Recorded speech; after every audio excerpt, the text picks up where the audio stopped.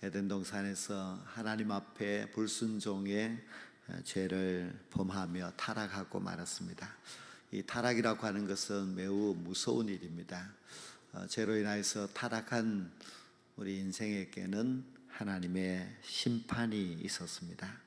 하나님이 물론 에덴 동산에서 추방하셨지만은 결국은 죄를 지은 인간은 죽을 수밖에 없었고, 그리고 하나님이 정하신 그 심판은 영원한 지옥의 형벌에서 영원한 멸망을 당하는 것이었습니다. 그러니 참 아름답게 에덴 동산에서 시작된 아담과 하와는 크나큰 불행을 맞이하게 되었습니다. 에덴 동산에서 추방된 아담과 하와에게 하나님께서 가르쳐준 죄에서 구원받을 수 있는 그 유일한 방법이 있었는데, 그것이 바로 제사였습니다. 하나님은 제사를 지내도록 가르쳐 주셨습니다. 그래서 아담과 하와의 아들들은 하나님 앞에 제사를 드렸고, 또 구약의 모든 내용들을 보면은 하나님 앞에 계속해서 제사를 드리는 것을 볼 수가 있습니다. 노아도 하나님 앞에 제사를 드렸고, 아브라함도 이삭도 야곱도 또 모세도 하나님 앞에 제사를 드렸습니다. 인간이 죄를 지었으면 죄값을 치루어야 하는데, 하나님께서 정하신 속죄의 방법이 바로 짐승을 인간의 죄를 대신하여서 죽게 하는 그런 방법이었습니다. 그래서 구약 성경에는 수많은 어린 양들이 인간의 죄를 대신하여서 죽었습니다. 그래서 죄 지은 인간이 죽어야 하는데 자기가 죽지 아니하고 자기의 죄를 이 양에게 대신 지워서 그 양이 죽음으로 말미암아 죄 지은 인간이 용서함을 받는 그런 대속의 원리가 있었습니다. 물론 예수님이 오신 신약 시대에는 이제 양이 대속의 제물이 되는 것이 아니라 바로 예수님께서 우리 온 인류를 위하여서 대속의 제물이 되셨습니다. 그래서 하나님께서 이제 구약에서의 대속의 방법과 신약에서의 대속의 방법을 달리 바꾸신 것입니다. 그래서 신약에 와서는 우리 모두가 우리 죄를 대신하여서 죽으신 예수님 앞에 나아가서 주님의 그 희생의 죽음을 믿고, 그리고 주님 앞에 우리의 죄를 고백할 때에 우리가 죄를 용서함을 받게 됩니다. 이것이 대속의 원리인데요. 대속의 원리라는 것은 쉽게 말씀드린다면은 미성년 어린 아이가 잘못을 했을 때에 그 부모가 자기 아이의 잘못에 대하여서 책임지는 그런 것이 이제 대속의 원리입니다. 구약에서 인간의 죄를 속하기 위하여서 수많은 짐승들이 피를 흘리게 되었는데요, 죄인 대신 짐승이 죽은 것입니다. 하나님께서는 이 레위기의 말씀에서 어떻게 하나님 앞에 제사를 드려야 하는지를 아주 자세히 가르쳐 주고 있습니다. 하나님은 이 레위기 시작에서 5대 제사를 가르쳐 주셨습니다. 그래서 우리 모든 인간은 하나님 앞에 제사를 드릴 때에 이 5가지 제사를 드려야 했고, 이 5가지 제사를 드리는 방법은 다 조금씩 다르지만은, 그러나 이것이 하나님께서 기뻐 받으시는 제사다, 그렇게 말씀하고 있습니다. 물론 이 구약의 제사를 우리가 쉽게 이해하려면 예배라 이렇게 생각하시면 됩니다. 그래서 하나님께서 구약 시대에 우리 인간에게 이러한 제사를 드려라, 이러한 예배를 드려라, 5가지 그런 방법으로 이제 하나님 앞에 예배를 드려야 된다, 그렇게 가르쳐 주셨는데요, 이 5가지 제사가 먼저는 이제 번제고, 두 번째는 소제, 세 번째 화목제, 네 번째가 속죄제, 5번째가 속건제입니다. 그래서 이제 저희들이 수요일 날 레위기 말씀을 보면서 이 제사의 방법 하나하나를 이제 보고자 하는데요. 오늘은 그 5대 제사 가운데서 첫 번째 제사인 번제를 레위기 1장에서 가르쳐 주고 있습니다. 이 번제는 히브리어로 올라인데요. 그 올라라고 하는 단어의 뜻이 올라가다는 그런 의미가 있기 때문에 아주 외우기가 쉽도록 그렇게 되어 있습니다. 그래서 이 번제는 그 제물을 태워서 그 제물의 그 연기가 이제 피어서 올라간다 하는 그런 뜻에서 번제라 그렇게 이름을 붙였습니다. 그리고 그 의미는 이제 물론 그 짐승을 잡아서 태우지만은 나의 전체가 나 자신이 이제 하나님 앞에 전체를 들어서 하나님 앞에 나를 올려드립니다 하는 그런 아주 헌신의 의미가 있습니다. 번제는 짐승을 드리는 제사입니다. 그래서 다음 주에 하게 될 소제와는 다른, 소제는 이제 곡물을 드리지만은 이 번제는 꼭 모든 제물이 짐승이어야 하는 특징이 있습니다. 그래서 이 짐승의 제사를 드리는데요, 이것은 이제 나의 출발도 또 나의 인생의 마감도 다 하나님 안에 있다고 하는 그런 인정을 담아서 하나님 앞에 겸손하게 고백하고 겸손하게 하나님 앞에 나 자신을 헌신하여 드리는 그런 제사가 번제입니다. 번제의 제물이 되는 짐승은 이제 크게 세 종류인데요. 첫째는 소를 드립니다. 어떤 소를 드리냐 하면은 흠없는 수컷을 드리라 그렇게 말씀하고 있고요. 두 번째로는 양이나 염소를 드려야 된다고 했는데 역시 흠없는 수컷을 드리라고 했습니다. 세 번째는 새를 드리는데 어떤 새인가 하면은 산비둘기나 집비둘기를 드리도록 하였습니다. 이렇게 세 종류를 한 것은 이제 세 등급으로 하였다 이렇게 볼 수 있는데요. 이것은 이제 그 제물을 드리는 사람의 형편에 따라서 맞는 제물을 선택하여서 드리게 됩니다. 소를 드리려고 한다면은 뭐 소값이 이제 몇백만 원 그렇게 하겠죠. 그러나 양이나 염소는 그보다는 몇십만 원 할 적은 좀 작겠지요. 그리고 비둘기는 그보다도 더 이제 계산적으로 본다면은 작은 그런 금액으로 구할 수 있는 것입니다. 그래서 하나님께서는 돈 없는 가난한 사람들도 번제를 드릴 수 있도록 이렇게 3등급으로 나누어 놓았습니다. 그래서 구약 시대에는 가난한 사람들은 이제 비둘기를 가지고 가서 번제를 드렸어요. 뭐 소를 제단에 얹어서 소를 드리는 거와 조그마한 비둘기를 드리는 것을 보면은 훨씬 차이가 있지만은, 그러나 하나님께서는 비둘기를 드리나 소를 드리나 다 그것을 번제로 그렇게 인정을 하였습니다. 물론 신약 시대에서는 그것이 뭐 소를 드리는 사람은 이제 돈 많은 사람이 소를 드리는 그런 것은 아닙니다. 이것은 신약 시대로 해석을 한다면 믿음의 정도라 그렇게 할 수가 있습니다. 그래서 믿음이 이제 커서 또 오랜 믿음을 갖고 있는 분들은 이제 소의 헌신을 드린다 할 수 있고요. 또 아직 이제 처음 예수를 믿고 초신자 이런 사람들은 이제 비둘기의 헌신을 드린다고 할 수가 있습니다.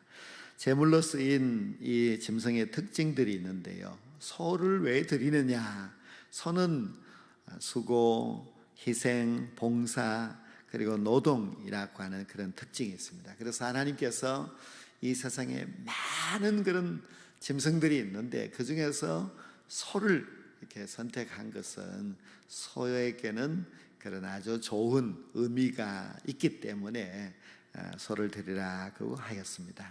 두 번째로 양의 특징은 온유함과 또 무저항의 순종을 그렇게 의미합니다. 그래서 양도 하나님 앞에 번제로 드려지기에 적합한 그런 동물이라고 하나님이 판단하신 것입니다. 물론 염소도 드리는데 염소는 조금 이제 양과는 다른 특징을 갖고 있습니다. 염소는 아주 저항심이 강하고 그렇지요. 그래서 염소는 참 뿔을 꺾어야 하고, 그리고 염소도 하나님 앞에 번제의 제물로 드릴 수 있도록 했습니다. 비둘기의 특징은 순결함이지요. 그래서 다른 뭐 독수리나 아니면 뭐 매나 이런 것이 아니고 비둘기, 순결함의 상징인 비둘기를 하나님 앞에 번제로 드릴 수 있도록 하였습니다. 먼저 소를 드리는 번제를 할 때 어떻게 해야 되는지 오늘 이 3절 말씀부터 이렇게 쭉 나오는데요. 흠없는 수소를 끌고 성막 문 앞으로 갑니다. 그리고 그 제물을 바칠 사람이 그 성막 문 앞에서 만약 소를 몰고 왔다, 양을 몰고 왔다든지 하면은 그 짐승의 머리에다가 손을 얹고 이제 기도를 합니다. 안수를 하는 것이죠. 그때 이 사람의 죄가 그 짐승에게로 전가된다. 손을 얹는 그 이유는 내 죄를 이 짐승에게 전가한다는 그런 의미가 담겨져 있습니다. 그래서 자기의 죄를 그 소에게 전가하고 그 소는 그것을 다 받아서 짊어지고 이제 죽게 되면은 이 사람의 죄가 사함을 받게 되는 그런 원리입니다. 근데 신약 시대에서는 우리가 제사를 지내지 않습니다. 우리는 예배를 드리게 되는데요. 제사 대신 예배를 이제 하나님 앞에 드리게 되고, 예배를 통해서 우리가 속죄함을 받고 하는데, 우리는 그러면은 양이 없으니까, 소가 없으니까 어떻게 하느냐?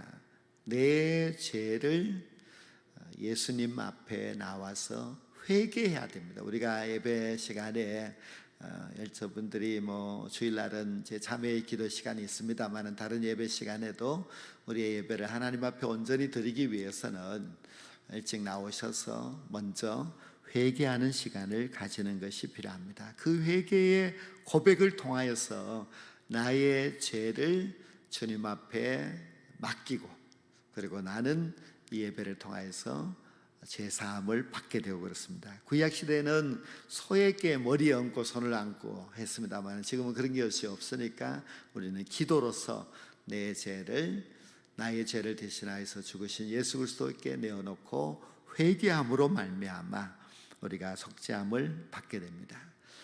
이 소의 제물은 이제 회막 문에서, 회막은 이제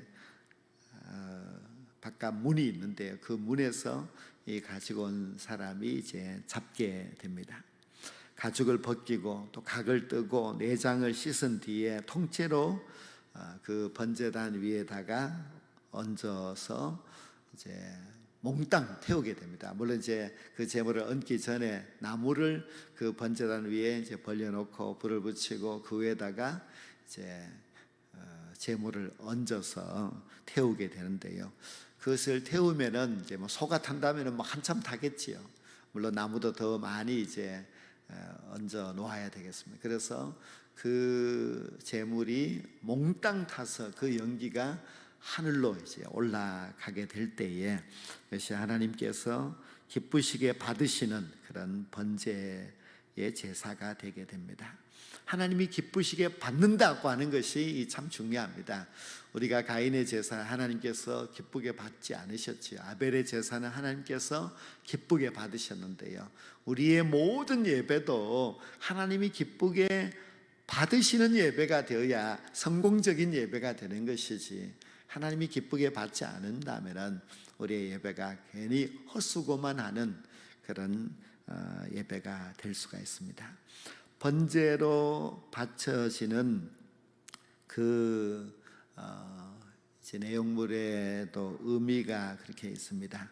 머리도 이제 바치게 되는데, 이것은 내 생각과 내 사상을 오직 하나님께 드린다는 의미가 있고요. 또 기름도 바치게 되는데, 나의 가장 기름지고 부유한 부분들도 하나님 앞에 바친다. 또 내장도 바치게 되는데, 나의 내면과 생각과 느낌도 주님께 바칩니다. 그렇게 합니다. 이렇게 그 제물을 통째로 바치는데 그 부위마다 이제 그 의미를 담아서 하나님 앞에 번제로 올려드린다. 소를 번제로 드릴 때는요, 그 가죽을 벗기라고 했습니다. 가죽을 벗긴다고 하는 것은 그 제물이 이제 홀딱 가죽이 벗겨져서 그 몸체가 다 드러나게 그렇게 되어 있는데요, 이것은 참 수치와 모멸을 감내한다는 그런 의미입니다. 우리가 사실 죄인으로서 하나님 앞에 제사를 드린다고 하였을 때에 얼마나 우리의 부끄러운 그런 죄성을 갖고 또 제약된 지난 시간들이 있고 합니까? 그 모든 것을 이제 소의 번제물 껍질을 벗기는 것처럼 우리 자신의 그 모든 수치와 모멸을 다 드러내고 그것을 감내하고, 그리고 그 영광과 명예는 하나님께로 돌아가게 됩니다 하는 그런 뜻이 담겨져 있습니다. 그래서 더욱 성숙한 신앙인들은 가죽이 벗겨지는 그런 헌신의 제사가 꼭 필요합니다.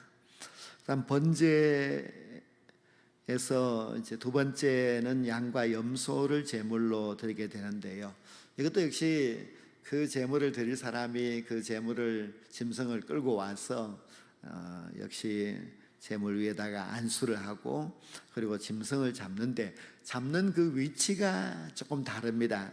이 제단 북쪽에서 잡으라고 했습니다. 그리고 산비둘기나 집비둘기 제물은 가난한 자들이 드리는 제물인데, 이 제물은 회막문으로 들어가서 그 앞에 있는 번제단에 가지고 가면은 제사장이 받아서 그 산비둘기 집비둘기 목을 비틀어 끊고, 그리고 제사장이 직접 그것을 번제물로 그렇게 바치게 됩니다. 그래서 소나 뭐 양이나 이런 것은 가지고 간 사람이 자기가 막 그걸 잡아가지고 자기가 또 이렇게 각을 뜨고 껍질을 벗기고 막 이렇게 합니다만은, 비둘기를 가지고 간 사람의 그 비둘기는 제사장이 직접 비둘기를 죽이고 비둘기를 제물로 그 번제단 위에 올려서 그렇게 태우는 것을 볼 수가 있습니다. 이것은 우리가 신약으로 해석한다면 믿음의 정도라고 했는데요, 즉 믿음이 연약한 자들, 즉 아직도 초신자하고 믿음이 연약한 그런 사람들은 결국 그가 이걸 어떻게 해야 되는지 모르겠습니다, 나는 아직도 아직 여러 가지 믿음이 부족하고 그렇다고 했을 때에 결국 제사장이 직접 도와주어서 제사장의 그 수고와 노력을 통하여서 하나님 앞에 번제가 드려지도록 그렇게 하는 그런 방법이었습니다. 제물을 이제 잡는 위치가 조금씩 다릅니다. 새는 곧바로 번제단 위에서 잡습니다. 그러나 양과 염소는 제단 북쪽에서 거기서 잡게 되고, 그다음에 소는 제 문에서 잡게 되죠. 그래서 거리상으로 본다면은 새가 번제단 위에 서니까 가장 가깝고, 그 다음에 양이고, 그리고 소는 좀 더 먼 곳에서 그렇게 잡게 됩니다. 이것도 하나의 그냥 뭐 복잡한 것이 있기 때문에 교통 정리를 하기 위해서 그렇게 하였다고 할 수도 있겠습니다만은 거기도 참 의미가 담겨져 있습니다. 제물의 수준이 낮을수록 제단에 가깝고, 또 제물의 수준이 올라가면 올라갈수록 제단과는 멀리 떨어져서 잡습니다.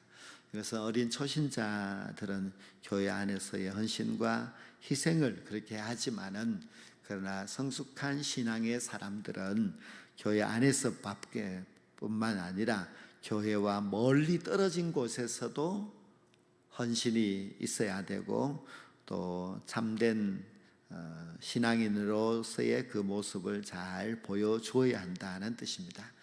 그래서 오늘날 우리 신앙인들을 생각해 본다면은, 우리가 처음 예수를 믿는 믿음이 연약한 사람들은 교회 안에 와서 이제 겨우겨우 이렇게 신앙생활을 하고 있는 사람인데, 이 사람들은 세상에 나가도 또 옛사람과의 그 갈등 속에서 많이 넘어지고 하기도 합니다. 그러나 이미 성숙한 신앙의 사람들이 되면은 교회 안에서나 교회 밖에서나 똑같아야 됩니다. 교회 안에서는 거룩하다가 바깥에 가면은 또 옛사람의 타락된 모습을 보여주고, 그렇게 해서는 안 된다는 것입니다. 그래서 정말 성숙한 신앙인이 되어서 가정에서나 또 직장이나 사회 어디에서든지 정말 저 사람은 진실한 신앙의 사람이다 하는 그런 인정을 받을 수 있어야만 합니다.